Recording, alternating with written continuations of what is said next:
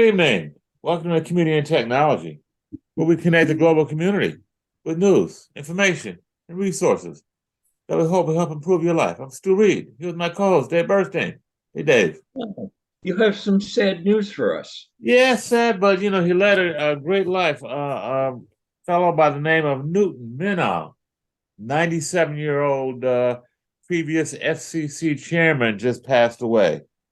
He's famous for a quote back in the 1960s. He was the President Kennedy's FCC chairman, appointed at the young age of 35. Pretty amazing for a commission chairman back then. Anyway, he was quoted back then saying that American television was, quote unquote, a vast wasteland. And I just wanted to read some of his actual speech, just a quote from his speech. This was in front of 2,000 broadcasters at a luncheon in Washington, D.C. back in 1961.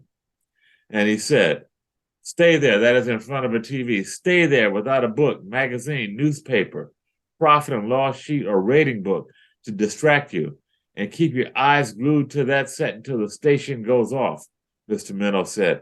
"I can assure you that you will observe a vast wasteland." According to this report, the audience sat aghast. He continued, "You will see a procession of game shows, violence, audience participation shows, formula comedies about totally unbelievable families, blood and thunder, mayhem, violence, sadism, murder, Western bad men, Western good men, private eyes, gangsters, more violence in cartoons, and endlessly commercials, many screaming, cajoling, and offending, and most of all, boredom." He continued, "If you think I exaggerate, try it." There, because I got something. Uh, is this still true? Well, I just was on Google on my cell phone. The entire first page was ads of some sort. I'm sure we have more than then. Yeah, that's the way it So was. you're saying that the wasteland has been extended into the digital realm. Is that what you're saying, Dave? Into the digital realm, and it's also on TV. Mm-hmm. Mm-hmm. It's this you keep going with what you Yeah. had. You had I just stuff wanted to lift this guy up because he was such a pioneer. Um, One of the things that he did is he helped sponsor a legislation that required TV manufacturers to include UHF antennas on the TVs. Some of us are old enough to remember back in the 1950s when you bought a TV, the antenna typically only received channels 2 through 13. That was it. And if you wanted to get the UHF channels, which are the higher frequencies, you had to know enough to go get a UHF antenna. And thanks to Newton Minow and Adlai Stevenson, they sponsored legislation that required TV manufacturers to include UHF antennas on TVs, and really just opened up the viewing options for many Americans in the early 60s when many markets only had a handful. When I say handful, I mean 3 or 4. I grew up in Cleveland. I think there are 4, maybe 5 basic TV channels that we got, and that was it, Dave. And here in New York City, of course, there are many more. Yes, What Dave. would we think of a country that only has 2 TV channels, I like would the think they were BBC? from the Stone Age. That's what I would think. Yeah, and it's a very effective censorship. So some Yes. countries just have the official TV. Mm-hmm. One of the other things, I just want to, this guy did so much, Newton Minow. He also was one of the pioneers in promoting satellite communications legislation that led to the establishment of ComSat and Intelsat, which kind of really propelled the whole communications industry beyond just a terrestrial transmission of signals to satellite TV.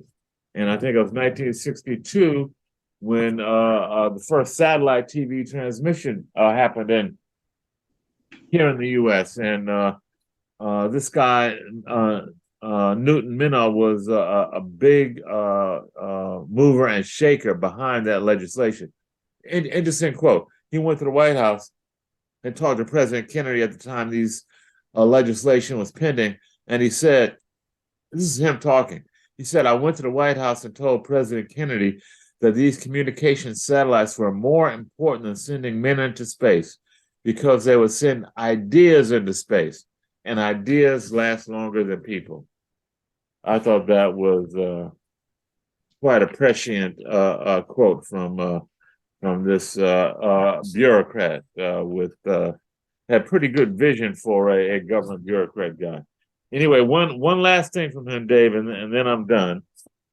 He got the presidential Medal of Freedom from Barack Obama in 2016. And shortly before that, he wrote an article in the Atlantic where he called a vaster wasteland. And I'm quoting now where he berated TV for having failed America's children in politics. And quote, "For 50 years, we have bombarded our children with commercials disguised as programs and with endless displays of violence and sexual exploitation. We are nearly alone in the democratic world in not providing our candidates with public service television time. Indeed, we make them buy it. And so money consumes and corrupts our political discourse." That's such a simple yet profound statement and observation about our politics and money in the media from this guy, Newton Minow, passed away age of 97. Dave, did you follow his career at all? He was treated with respect most of the time. I never met him, but I still, a lot of people I know knew him and thought he was great. He was still, one thing that appreciates to me is, as we say, he just died at 97 or so. In the last 10 years, he's often been active in Washington issues. It's good to look forward to getting out to that level. Yeah. We should all be so lucky, huh, in our 90s. Wow. Yeah. Now, another thing that it was in the speech was Minow saying the broadcasters have to be responsible to the public interest. Mm-hmm. And he said, you got it. They said lots of things about what broadcasters should be doing and showing. You can guess what they were. Mm-hmm. Well, not all chairs of the FCC agreed with that. I had an interesting conversation with Kevin Martin. This is a long time ago when he was chair. And he said he hoped that when his term is done, people will say he was a fair judge. And I said, you're wrong. What you need to be, what people to say is you made communications better for all Americans. Mm-hmm. And he said, maybe you're right. But the one that's really outrageous was his predecessor, also reported by George Bush, Michael Powell. In one speech, Michael Powell said, everybody's saying I have to do things for the public interest, but I don't know what the public interest is. I don't know if there's even such a thing. That was our chair of the.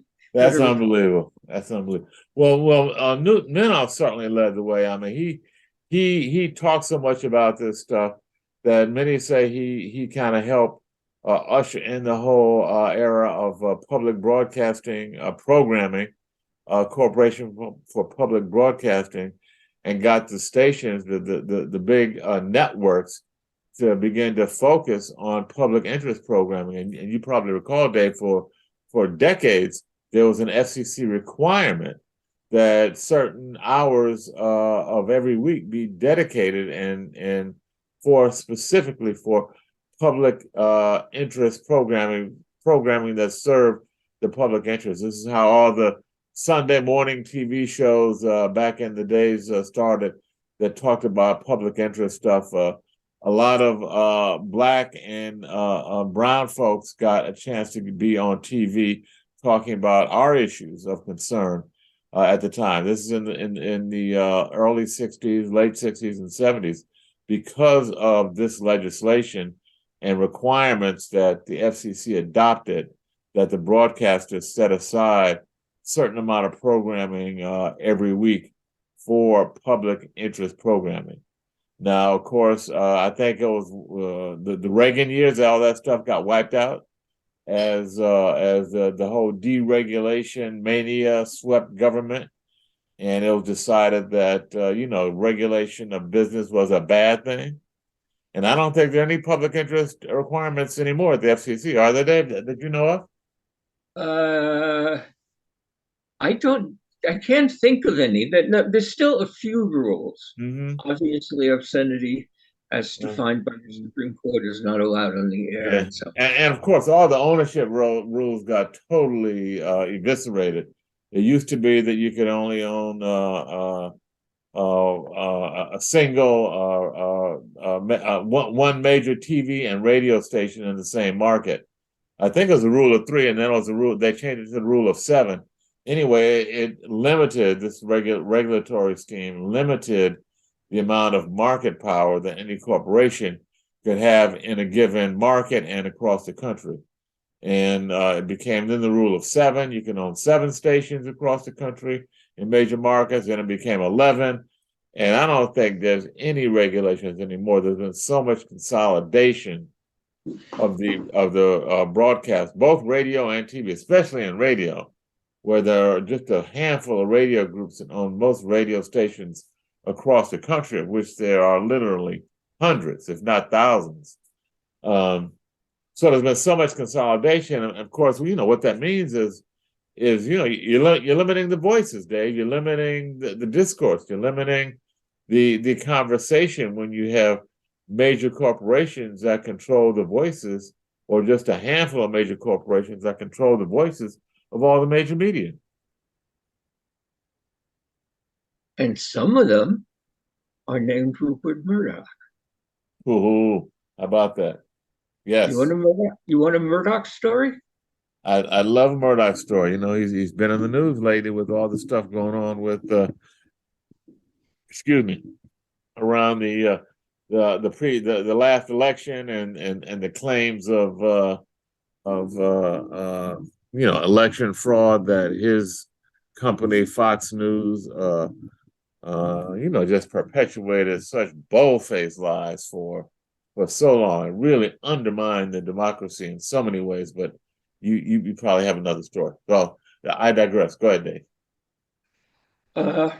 Yeah.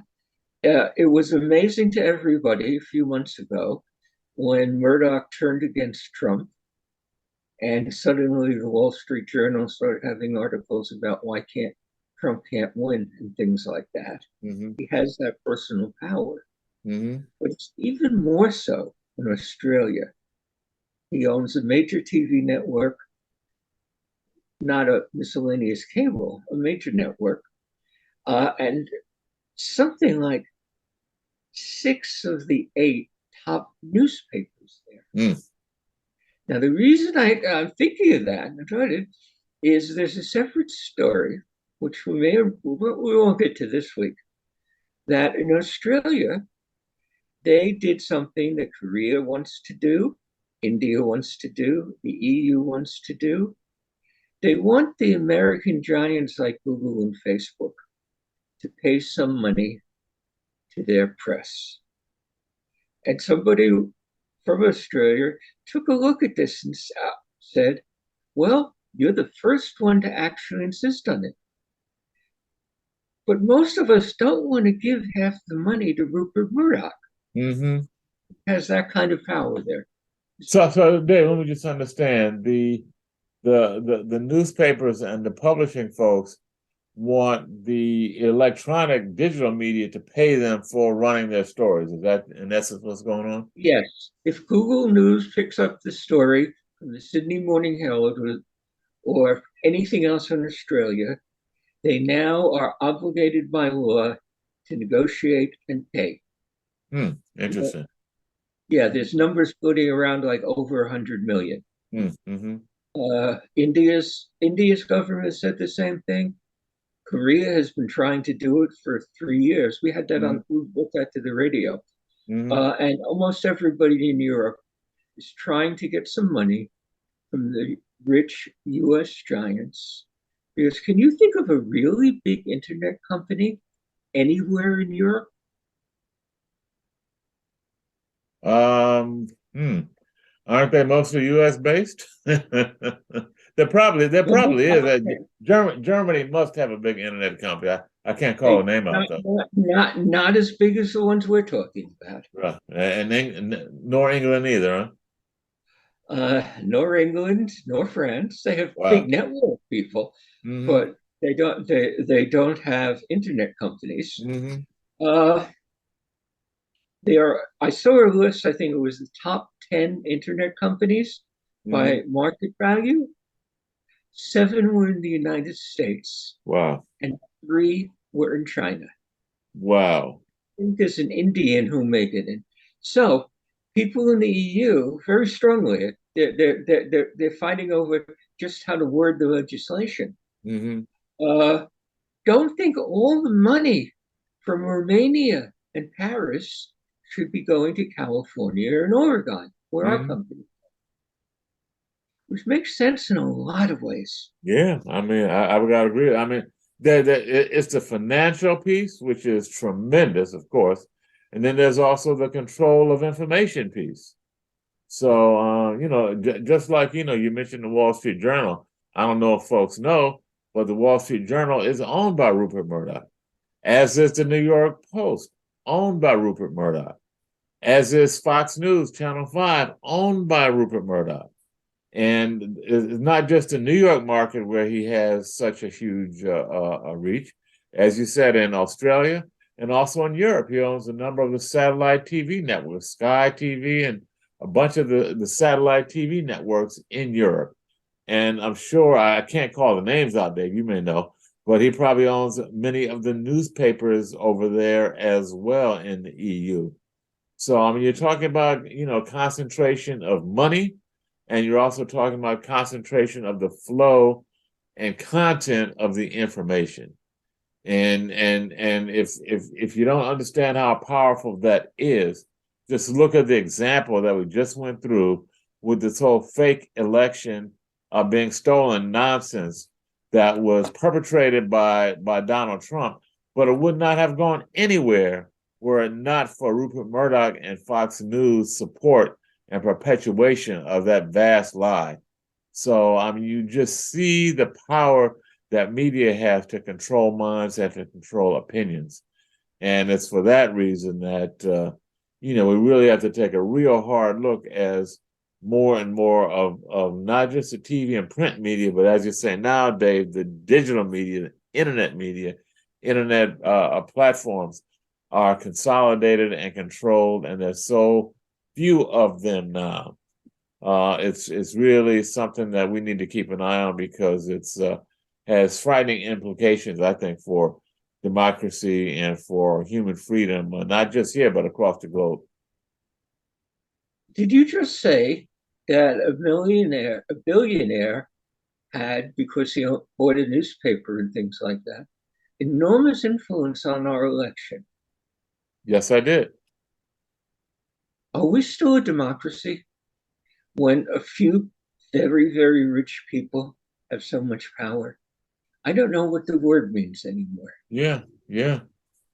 It's really up in the air, Dave. Um, and then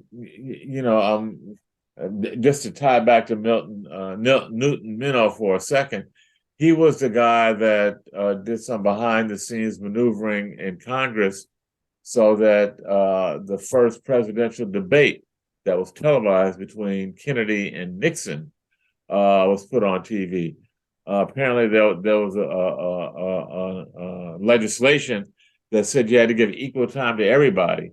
And Newton Minow and I think Adlai Stevenson, working with him and some other congressmen, were able to carve out an exception for the presidential debates, where you didn't have to have everybody that wanted to run or wanted to say they wanted to run on the debate, but you could just have the two major candidates. So again, you look at who's controlling the voices, who's controlling what we're hearing, and the other comment by Minow, you look at who is financing the advertising for the politicians. Dave, you're asking, is this a democracy? Well, when the folks that run for elected office have to have money to buy advertising on TV, radio, and now on the internet, on Google and other internet platforms as well, you see that the money is really driving so much of, I won't say the decisions, but they're driving what gets put out there to the people. And they're driving what gets put. Driving many of the decisions. Yeah. Number of the people in Congress, enough to make a real difference, do money. Not on the public issues, but on almost everything else. So, your question, is this a democracy? I don't know what you call it when the money is in charge of the electoral process. I think that's some sort of bastardization of democracy. I don't think that's, how it was originally envisioned, and I don't think that's how, we as citizens think it should work.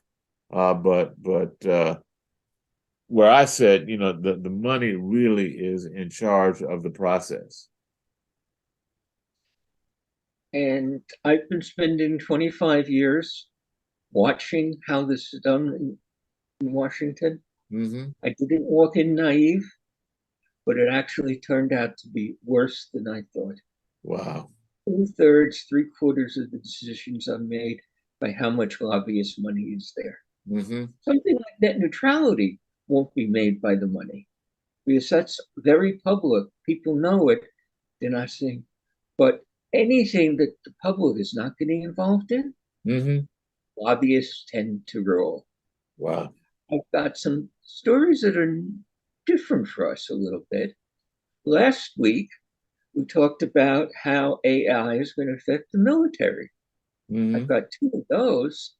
And then I have 2 medical stories, which are worth hearing. Okay, well, why don't you hold that for a minute, Dave, because we're at the halfway point already. Hard to believe. Time flies when you're having fun. This is Dave Burstein and Stu Reid on WHCR 90.3 FM's Community and Technology. We're going to take a brief musical break and be right back. Stay tuned.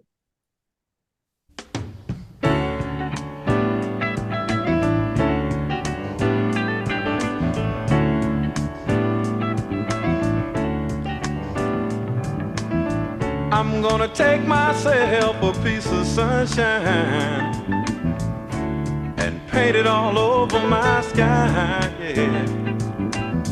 Be no rain.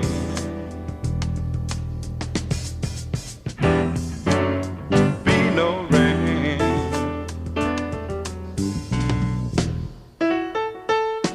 I'm gonna take the song from every bird and make them sing it just for me, yeah.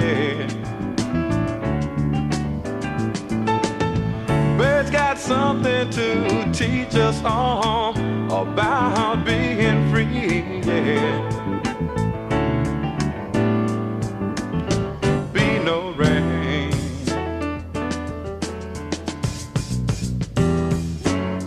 Be no rain.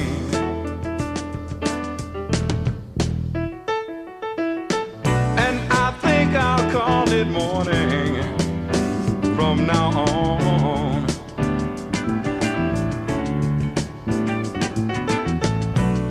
Why should I survive on sadness and tell myself I've got to be alone? Why should I subscribe to this world's madness, knowing that I've got to live on? Knowing that I've got to live on. Knowing that I've got to live on. Yeah, I think I'll call it morning from now on.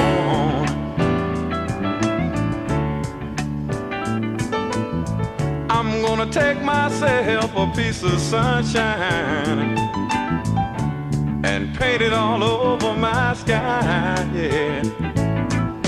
Be no rain.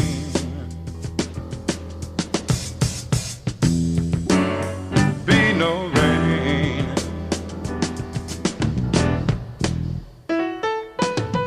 I'm gonna take the song from every bird and make them sing it just for me, yeah. 'Cause why should I hang my head? Why should I let tears fall from my eyes when I've seen everything there is to see?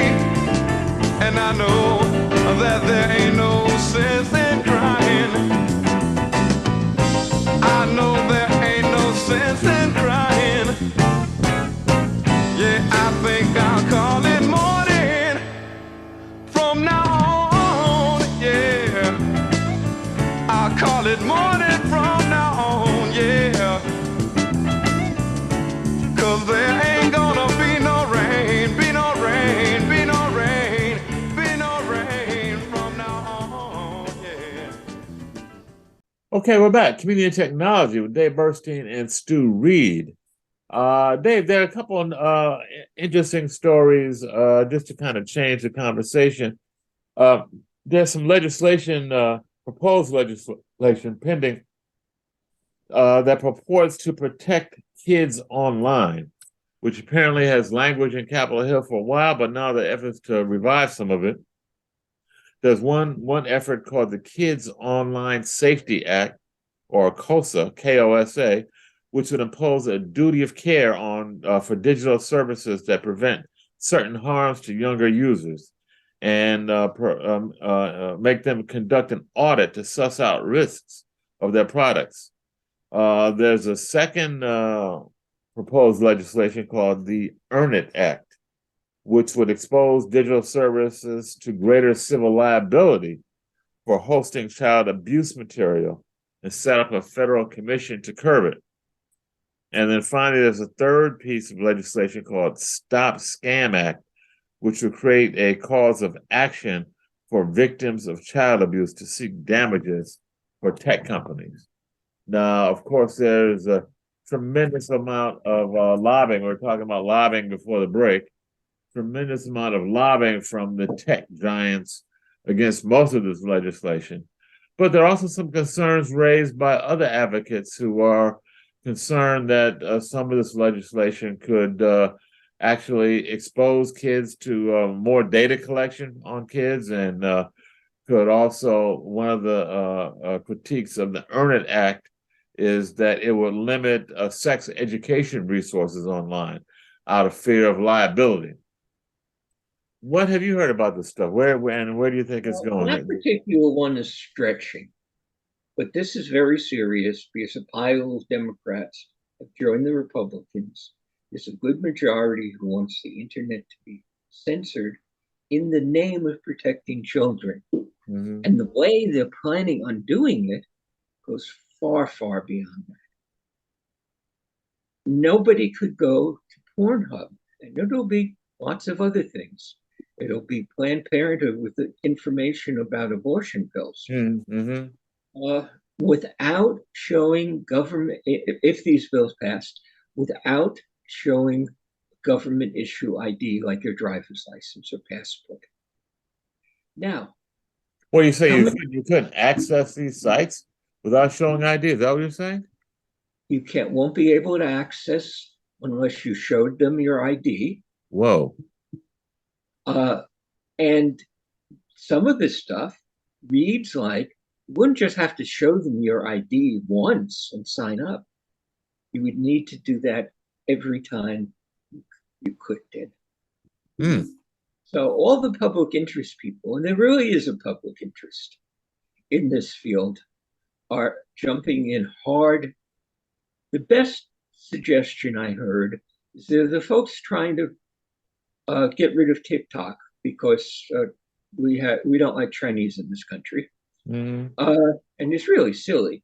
Finding out what 11-year-old girls are buying in the latest dance movements or something is not going to affect the US security relations with China. So some of the proposals coming said, we got to knock out TikTok. They shouldn't be able to get any permission, any information from Americans, and especially American children. And one of the public interest guys, I'm forgetting who it was, said, this is all wrong. What we want is real privacy legislation that protects all the children, possibly under 13, including when they go to YouTube and Facebook and all the Snapchat and all the others, that if we really care about privacy, you can't just put it on TikTok, which is a very minor factor. Mm-hmm. So I mean, but Dave, it sounds like the you know, I'm supposedly good, well-meaning legislators are proposing this legislation, but listening to you reading between the lines, it sounds like there's some covert support in terms of trying to limit free speech and limit access to information in the name of protecting children. Is that part of what's going on here? Well, it's absolutely going to happen, because if you are Facebook or Google, and you could have been sued for $75 million because a kid committed suicide and her mother thinks it was because something that you sent her, which is the kind of thing they're talking about.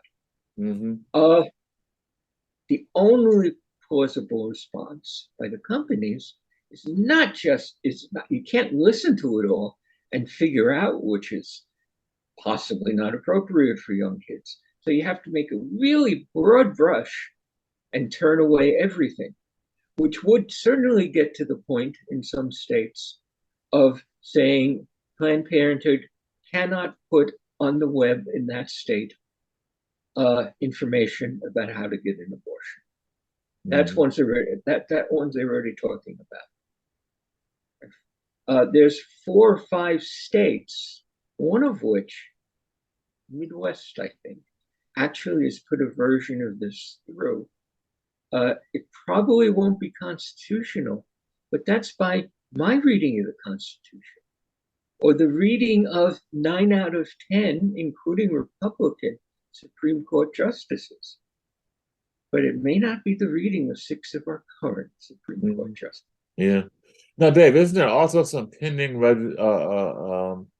opinions before the court regarding Section 214, which is the Communications Act section that protects digital platforms against any liability for information and content that is on their platform?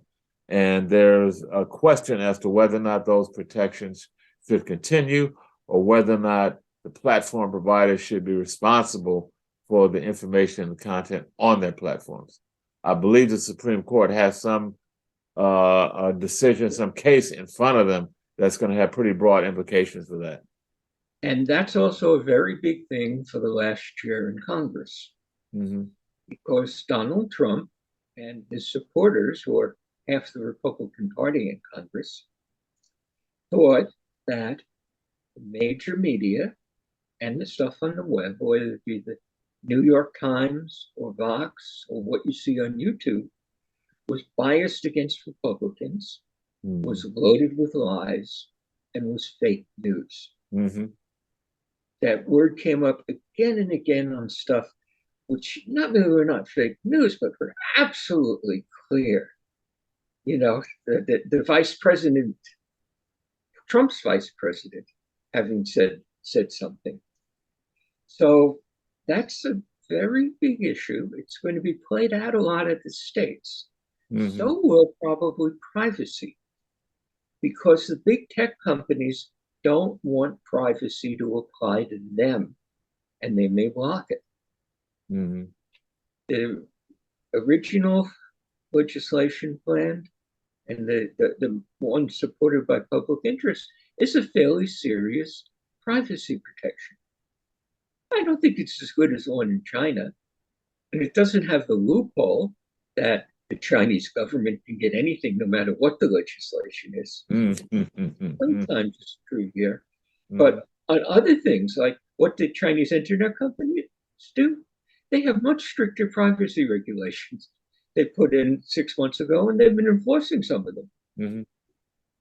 But this is the world we live in. Yeah. But let me pull you to something that is a better piece of the world. Did you see the news on Alzheimer's? No, I saw a headline that I think it's one of the major drug companies has run some trials and they got to have some initial positive results. What's going on there, Dave? More than just some initial positive results. They had a serious paid stage 3 study with 736 people with early Alzheimer's diagnosed. Half of them were given this new pill, which is called Deoxybac or something like that. And half of them were given a placebo. That will no longer be ethical in the United States. What won't be ethical? Giving anybody a placebo for your test. Really?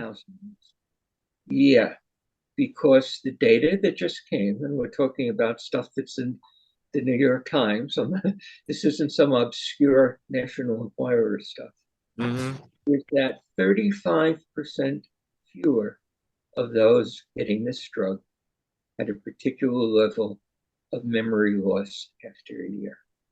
In other words, it works.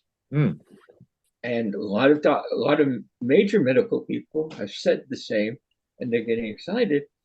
We don't have enough. It certainly is not a cure, and it may not work very well. But there now is something that can change. Because you've heard me on this here. Sometimes I pause a little too much because I lose my train of thought. I'm old. And I'm afraid that that's something serious like Alzheimer's. It probably isn't. And I even have a neurologist telling me that. But that's frightening. And it hits home. So this new drug has a 35% effective rate. Is that what I hear you say?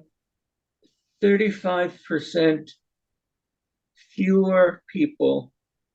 I'll find it and bring it next week. I thought I had it. That's a pretty significant number. Yeah. Now, I certainly would think if a drug gave me another 2 years decent, that's a breakthrough. The other reason why this is a breakthrough is we don't really know what causes Alzheimer's yet. Until 10 years ago, it was generally thought that the plaques that developed in the brain were the problem. And so they found lots of plaques on MRIs and CAT scans in the Alzheimer's patients. So they came up with a slew of drugs, not these, that reduce the level of plaques in your brain. They were very optimistic. They all failed for years. Now, what that meant intelligent scientists do is they went back and say, well, maybe it's more complicated than just these plaques. Maybe these plaques are just a symptom of something else. And that's been argued at the highest level in medicine for the last 10 years. This particular drug works against the plaques and had an effect.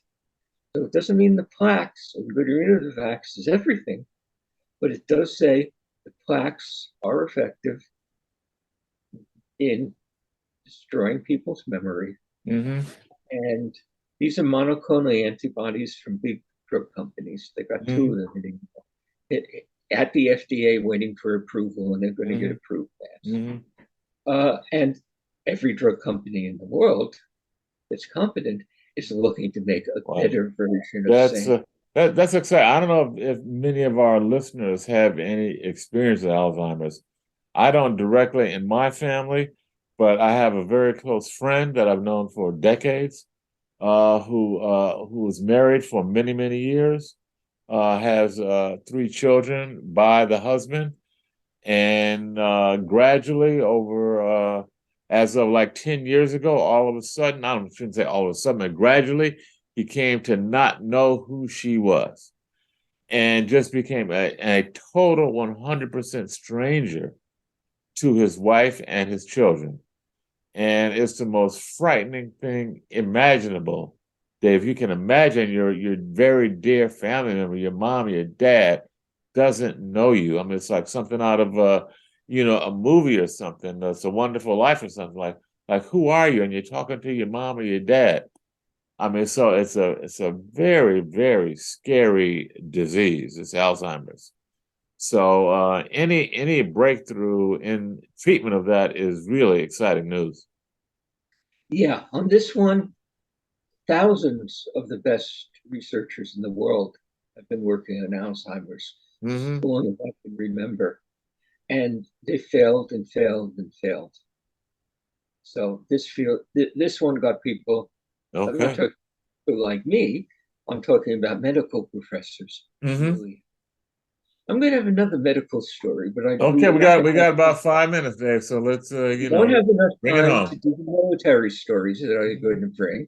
Last week we talked about how AI is going to affect the military. Mm-hmm. Yeah, we did. Well, the New York Times did an article about that 3 days after we brought that. Oh, they're catching up to us, huh?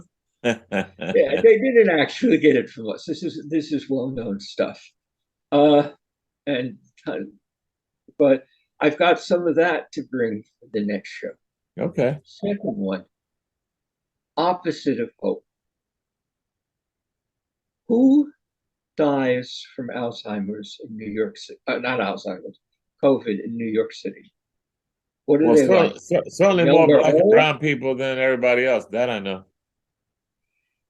New York had the Census Bureau, while they were asking questions on other things, ask, did somebody you know well die of COVID? And the number just came out, and it was horrifying. 900,000 of the 8 million New Yorkers have lost somebody that's dear to them. Mm. The Times got the headline wrong. They said it was family, and it wasn't that. They were talking people's good friend, like the one you talked about. Mm-hmm. But that's the first part of it. That it was just so much more than even I put together, and I have been watching those numbers every day for 3 years. Mm-hmm.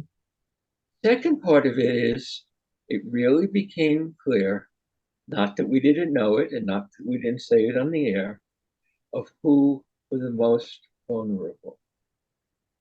It absolutely was poor people, Black and Latino, far more, 2, 3, 4 times as likely to die. Mm-hmm. Some of that is that poor people don't get as good medical care. But it's also that poor people can't afford to stop working Mm-hmm. and protect themselves. Right.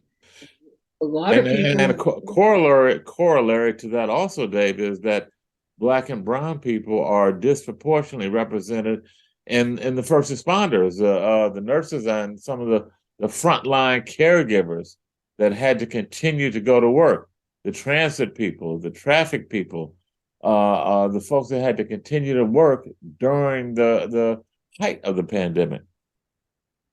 And we all knew this, and we brought it to the air, but the Times has the new numbers from the city of New York, and they're even more extreme than I Mm-hmm. Enough. Well, it's interesting that we're looking at that and talking about that. Within a week of when the federal government has declared that the national health emergency is over. But the effects of this 3-year pandemic certainly are lingering and continue to haunt us. The last number I saw, this was about 2 weeks ago, was about 200 Americans were dying every day, mostly old or people with bad immune systems. Mm-hmm. Well, there are 365 days in the year.